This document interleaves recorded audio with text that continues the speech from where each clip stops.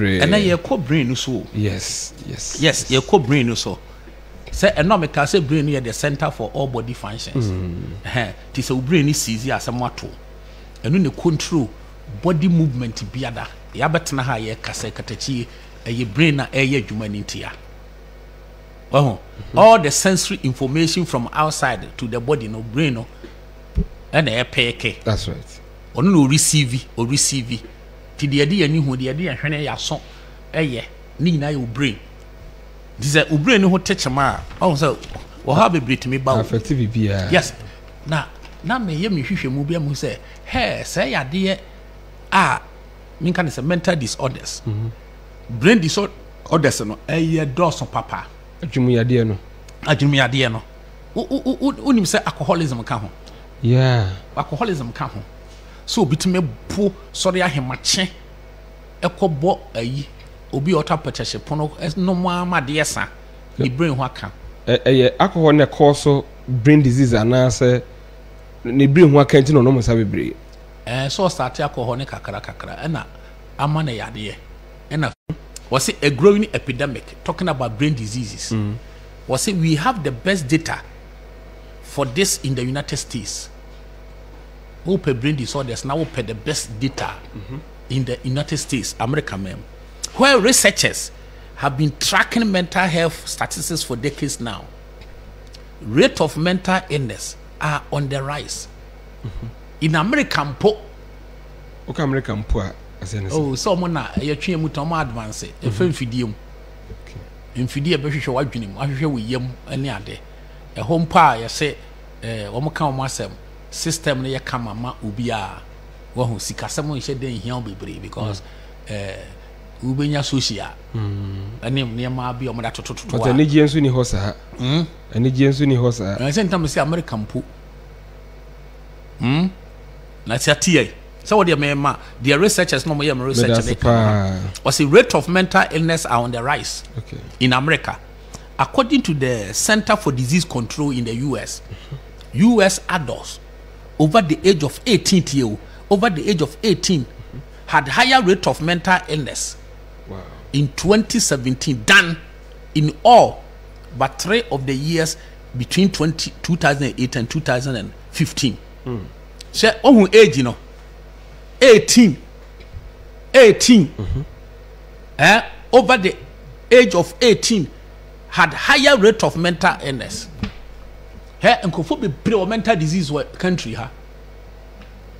to obi ade an obusa say and then any papa me yes ade when you see now no ya school near we see me papa with catching o papa I want a passo kuno and a mental issue some mental issue no nchira about dampe some me mention be say depression, anxiety, hallucination, delusion, even paranoid.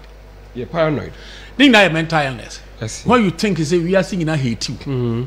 I know you can so be suffer from will be a paranoid. And I just will be ampanasum. Okay. What you say? Nina I dream we are there. Think that never school near Okosia the opera action. Okunipa wo mabiu wo ma anya de abeba no badwene se meku obi adwene nka no a wan mense waboda mo but na dwene mu ka no otherwise by that yes na wotie US you say US adults over the age of 18 had higher rate of mental illness. The youngest group, those age 18 through 25, had the largest increase, rising 40% between 2008 and 2017. The young ones, no, bebre our mental disease. Affected the report in account. Depression in children, adolescents, and young adults is increasing as well. Depression in children. Oh, yeah, you know, kwasha konfuasha ni papa. O kana semwa or father nature kwasha a konfo. At the end here, mental illness. Yeah, but nana almost system near the say difference won't be. Say, and can I the the best? Yeah, so the whole pressure, high pressure ni hasa. Can I the best? And yakusunya womo. Inti had the so kosoro. And my webe kaso say even aduane bi po ankrofo di. Emunya mental illness. A bit to say. Yeah, gosso. Tini ye din komono. Good one.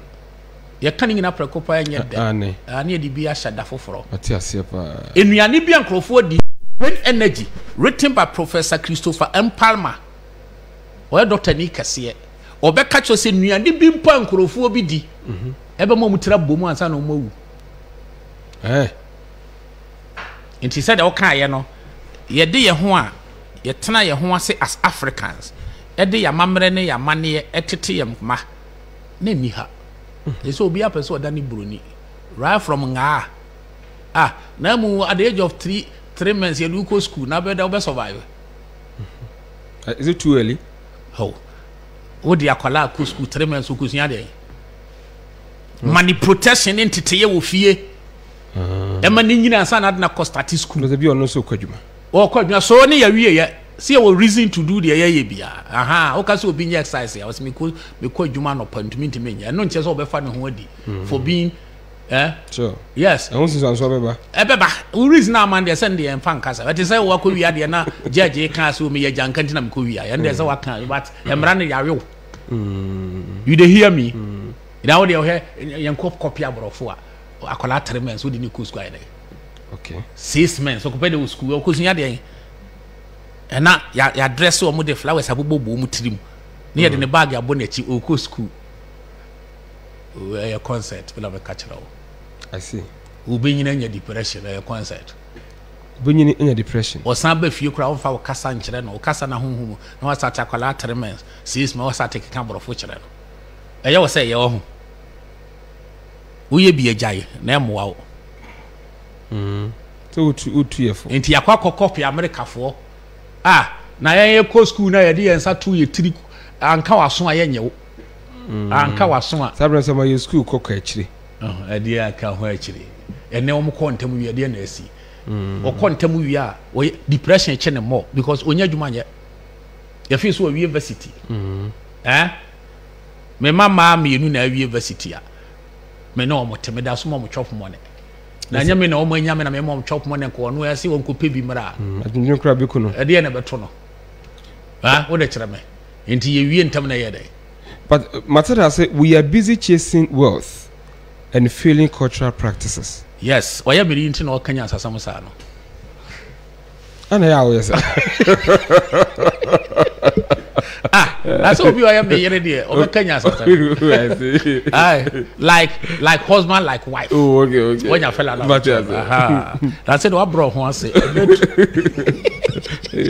every 2 days ni katechi ya bread who say katechi yanko na yanko and some say no meka na me doctor manko boni din dia na se manka koranka ye yeah Dr. Pamplona Professor Pamplona that's right obekire niam bi a yenhwe yi pa was say a study done in Denmark was say avoid time near power lines.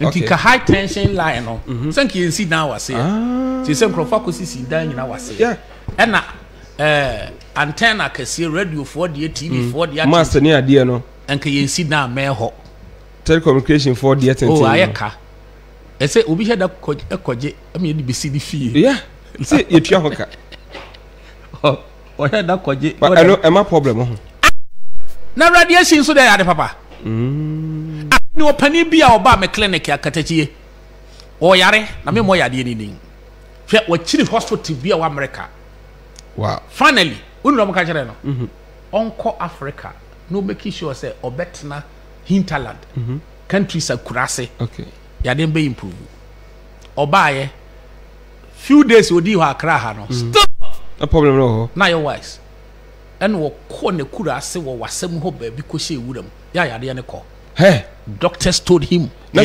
akra has radiation na ha nya me ne de nam me se asase wo yes tisu ye ndwa ye num opu ne ma atwe ho ahia na epida ye ti ya mususu nya mo num na we are in danger okọ ne kurase na yade ne ko ye where he could stay far away from radiation. I see. It would have Dr. Pamplona. Was it there was a study done in Denmark demonstrated that power company workers who are exposed to low frequency electromagnetic fields are at greater risk of suffering from dementia Okay. dementia.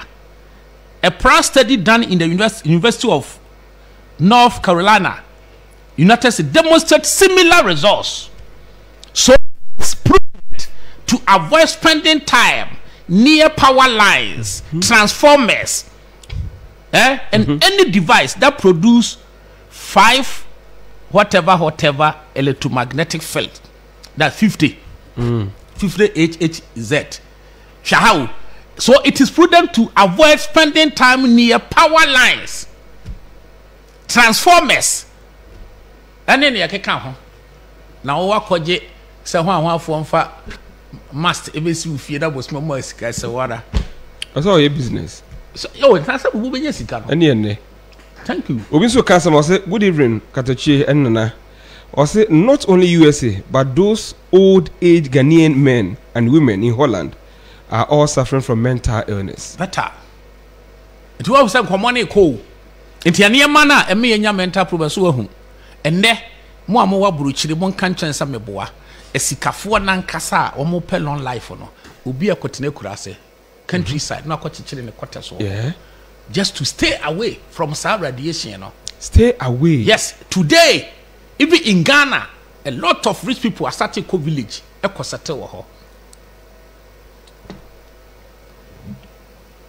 And to be back as a into yen I am quana, a kay copa, kay fa, le kruva your boy. No, but for me, Yantin may be a song, because yet me yare. Now you're the Yadian Yantias yet the question by Yan correct. Bebrain no criminal say, Yadibo how we jaw when they are before the Maudi and the Oho. But I don't know what you say.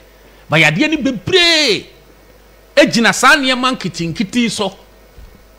So I join a maso, I feel it here. Dr. Ambrona Bio was it the relationship between the use of mobile phones and the development of brain tumor?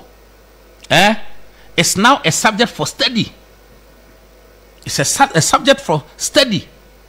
Was it although there are several studies that rule out a possible carcinogenic effect with these devices, it is wise to avoid abusing them. A lot of researchers about out to say excessive use of mobile phone or the tarawason hours ubenya problem. It being so try a condemn, but one more try condemn the so better say. Yeah. Aha. What you do? And they say well on debunk their researchers. So that is say it is say other research says koye ka say and kwala momo baby formula. Enya ya dia hold like type 1 diabetes. Quick nana baby formula companies ko hire other professors say most monfa mombe debunk. One mu debunk ko pie WHO ni ade. Afi yaboma independent researchers ebe mu no mu say what the baby formula makwala upida no. Okay. Baby formula. Chance mu nua ne de man kwala no. Enye organic no. Nkora bebrebe di enya problem. Enso on sen komu be debunk. Better. Sa enso researchers and writers like Pampro number can nyanse mu akere. Was it the recommendation to avoid spending too much time talking on mobile phone is directed especially to children since their brain tissue is more sensitive to radiation. To ojeji abofra no suntina the mobile phone amano no they atare na so. Daddy is speaking from London. Bejina ne nkasa. Na wachi akola 2 years 3 years age na phone so also ye bibi ama. Go to the hospitals. Me say baby a yenta man krofo nko excursion. Your hospital, prisons, and a mortuary could be abejo, but they make a controversial because one cry my hospital could be muade. Nenum says here no be who's yeah. It's another a debatable and ameboa. Ojina mortuary honsu muhute. But who said the any party here packing the good trocum, Eddie Omacom Masbury, so still muade. Yeah. Why nurse Nenum Niana or the phobi ewu. Watching to Makatana, so still muade or still on you said Nipanya. Sana beba. Utiaha. Eti, the recommendation to avoid spending too much time talking on a mobile phone is directed especially to children, since their brain tissue is more sensitive to radiation. So what Hana say? Afeti, Pamprona bio. Or say avoid alcohol. Okay. Avoid alcohol. Or say experimental research has definitely shown that alcohol consumption causes neuron death, even in moderate doses. Each drink of alcohol causes irreversible damage to the brain, which is even worse in higher amount. This alcohol consumption is one of the primary causes of neurodeterioration. Hey. O cells na a form of brain. Alcohol consumption be man deteriorate. You kakra bi kura na aben no be deteriorate. Ye didi no. Nana. Na say wo didi tini enema ye nti ya won study sa obi ya de obi sa anti we na dwene ye adwuma. Enya adwuma ampa na dwene mo ke. Asam. Na wadwene ye adwuma wo to ne ma na wo yira kwa kasa na anti ase afa ayo na de atare ne koko. Hey. Ai, adwene we. Sheshe no. What de atare ne koko. But na say red wine so alcohol ana. Red wine. Anti me nyole. Ya do de no makakra. Oh. O ya kola me mokuti. Ben yes ha de, ben yes ha. Busa kwase. Akoda ye bo ye ni kire wa wo. Ka mi bo mani kire. Busa kwase. Se bra ya botre. O kofe da be di fo ya botre. Ye bo ye ni kire wa wuti. Okay. O ba be ho a kire. Ya ko ye ma be ka be sem da. E kire ho no be busa. Busi wuti. Dia how? Was say experimental research has definitely shown that alcohol consumption causes neuron death, even in moderate doses. Each drink of alcohol causes irreversible damage in the brain, which is even worse in higher amount. Yeah. These days, alcohol consumption is one of the primary cause of neuron deterioration. That's a damage your brain. Okay. Alcoholic beverage can be especially harmful to the brain of children and adolescents, primarily due to the following reasons. And normal reasons are hodwa and sa. Ebed se wadwene. Nti ene ko fo bebre misbehave abnormal misbehavior obeti ase ensano na doson adoson dodo eyase party ase chese na asofo kra osofo hall nti no bi na adwese okwa kusua obi otimi wu keke ono a ukosua no nam ho na wo a ukwa kusua no de o na akoro no aha ubia ye honhom de wasase so anakata che onte mase de toso afetie Professor Pamplona na stay de na ye adwuma no ye beba other authorities so or say avoid coffee and other caffeinated beverage. Coffee. Avoid coffee and other caffeinated beverage or keka enema ese brain no. Or say coffee narrows the arteries of the brain, which reduces blood flow and oxygen supply to the neurons. The consequence of this is reduced oxygenation of the brain and reduced intellectual performance, despite the subjective sensation of greater activity. Coffee promotes insomnia.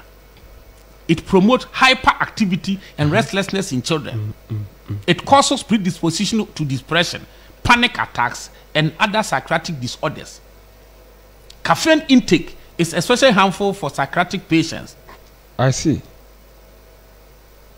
What you have said? Yeah, the caffeine ki ye duru. Na ye no ne sa etu de ohwe a wo mo a ebenya dibia officer what the office we chief executive for it goes with what calling the secretary to bring coffee every morning.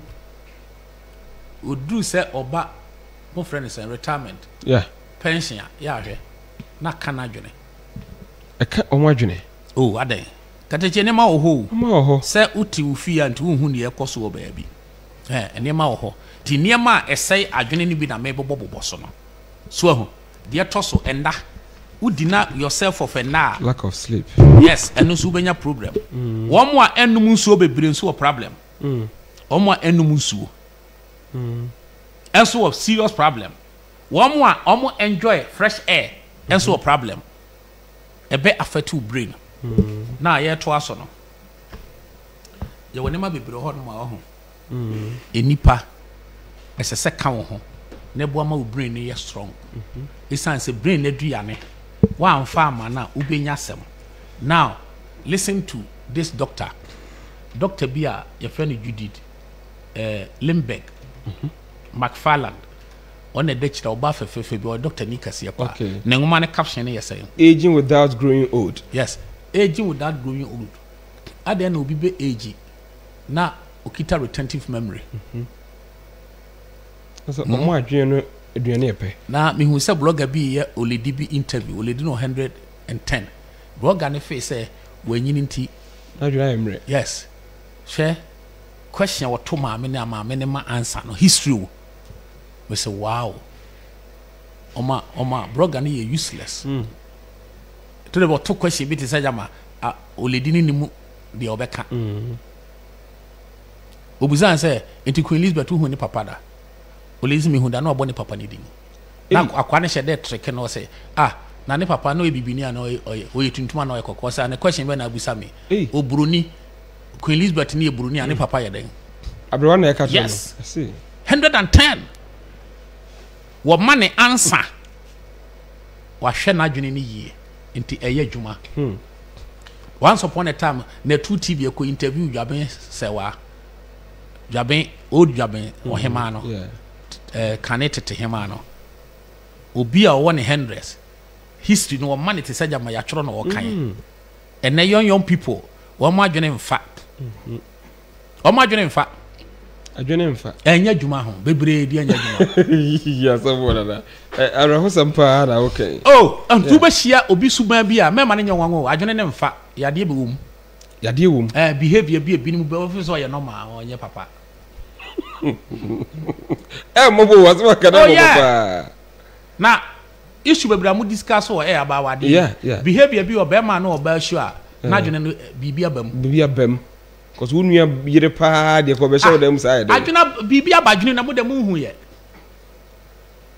say ya wade be obi ya say ye ko ye discuss mental issues na be hu say nema bebre nkofo ya adwene ni bom makogina shop bi fine lady ena o say adan makọ ohema pacho ye ntem kakra mame ade na wo frɛ me ohema ade wo de masi ohema wo de masi ohema wo busuam no afrɛ me ohema enye ye ntem mame no me ka ohema ene ha no ababa we de me mame o de me mame adwene nye o de me mame eti lady ba ko no mame sign say mame mo nye papa ti later me pay ya me ba na lady di machi no so o so fa from yi bipolar mako ka ohema keke wo de me mame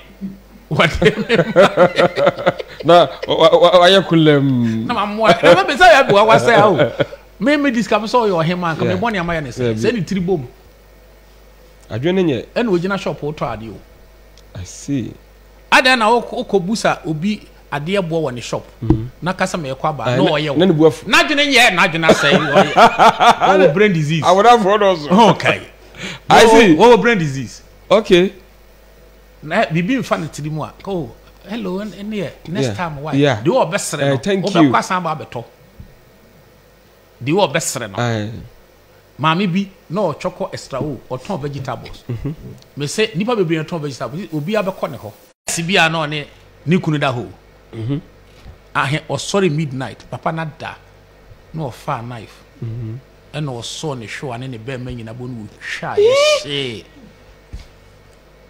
oyare adenya he cheating on me na cheating on me na utwa de etu hwa ugira he da de ba krom ho ne say if you want sankrofo here nurse bi okodwuma hu say nurse ba no aso be mam te say bi bo but for nurse ne be ye mobo innocent people yes adenya e woni na dwene mu mo mpa ye o we mompaye na o feel say ene this obolenia watie sika kwan mu pede a mental disease e doso ede ne be ma wo ba betene nsa hwe be ma so ni kunu hoam o yire no obo damba o de tena ho akasa o no super life we yi woni ma na gu hoam o be feel say normal wo obo damba wo say be ma de we gentle ba bo wa ye reply it shows maturity, it shows gentility. Your baboa. Boy, me bo bi pa be bo nsem, wo be bo me say me gentle. O say your ba 2 ani so a, do fe we 2 ani so a. Me 2 4. O 2 1, o je 4. O timi nya sa. Me. Davi. Davi na wo mu ade bo ma so. Davi it shows gentility. Bi ane bu na efu na. Na we gentle no ntia say, boy me bo bi na chese me gentle. Boy me bo. Ya fon. Che. Oh, that's a. Share my shoes soon be a better some gentle. Tell me teach you. The Bema dear say, on Tron Sour Basso, to know. Ah, on to know power bow, no tin is our Bema. Oh, it's a beer, not be been a Shannon Amana. I said, Tom is my plan. Yes, I know it's a straw boy. So throw air, yet next I won't try you. Me mo who's so throw never tell. Oh, mammy, too, who have no idea for next time. Who could bo be small bedroom who say, hey, Sadia Naya. The mamma be ever cast ya, Tines ever said to you so. Or the family across the manager. Ah, whatever family across say. No, Bob, I could not born for night. What dance the way? What about the others of for? See, I said them. Who am 2 down, mamma, wham. I don't know cause of power, Nana. Ah, a man of bomb members of Tron and say, now near Moroway. Me don't mean mommy, sir. Me boy sumbi. Oh, my money. Me boy Pama be. And then it's a tune for never be who on the soon up our chow. I said, me boy, we are myself too for. Say, oh, said there's a try. Next time, me be why. Me don't for. Darling, what was that so trouble? I just bet. Now, and I will go you. Can you see us about Mobia? Who better knows at the layer to be too far? What take me a Bobby Paba? Who are the boys? Ubenu who's all bow bar. I am my young predaya gentle. Now we eat shoes smooth or nergina or she not soon to Puno Bruno. Bonasumbi. Some to the family. Ah, what's the idea? There be all money prano, so obo was some sumbi. We are now was on the corner, not putting a pipe one, so I know a jarrelo. I'm on the water to the follow. If you are the bunny fool now, yes, sir. But so say, a man brace, what to be car, so I gentle. Let we shoes smooth turtle. Can the bear for no so try and next time. But was so at Timasi. After Yanko, after aging without glue, the Tiasima Capa bring home. Or say, unlike other organs, book when we read it from page 125. Aging without growing old. Written by Judith Lindbergh McFarland. Okay. Or say, unlike other organs, the brain, which is composed of a compact network or more than 10 billion nerve cells, is not capable of storing its own supply of energy. Oh, and these other organs, and it means a store one more energy, no brain won't store be. But he also it depends rather on a constant flow of blood to keep it supplied with nutrients. So it is a moja nyakwa nkowa dwene mu a e kombede wo brain no obenya yade.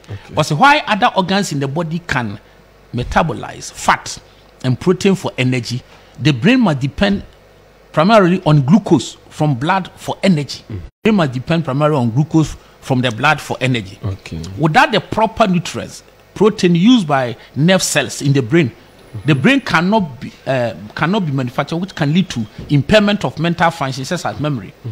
Unlike other tissues in the body that can heal after an injury, brain cells are incapable of regenerating themselves.